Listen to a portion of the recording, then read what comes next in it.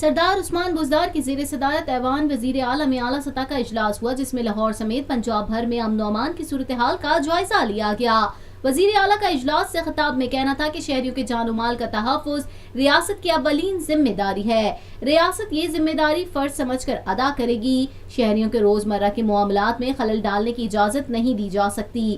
وزیر اعلیٰ نے ہدایت کی کہ کاروباری زندگی کو رواں دواں رکھنے کے لیے ہر ممکن اقدام کیا جائے۔ ٹریفک کی بندش سے شہریوں کو درپیش مشکلات کا اندازہ ہے۔ ٹریفک کے متبادل روٹس کی تشہیر کی جائے تاکہ شہریوں کی مشکلات کم ہو سکیں۔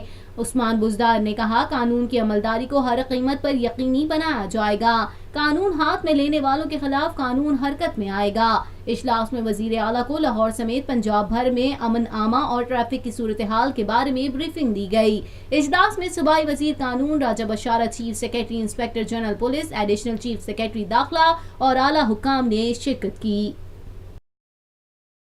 پاکستان میں پہلی مرتبہ حالات حاضرہ کے مختصر مگر جامع پروگرامز، خبروں، تبصروں کے علاوہ دیگر سماجی، تجارتی، ثقافتی، تفریحی، معلوماتی، مذہبی، تعلیمی، صحت اور بچوں کے پروگرامز صرف TNN TV پر۔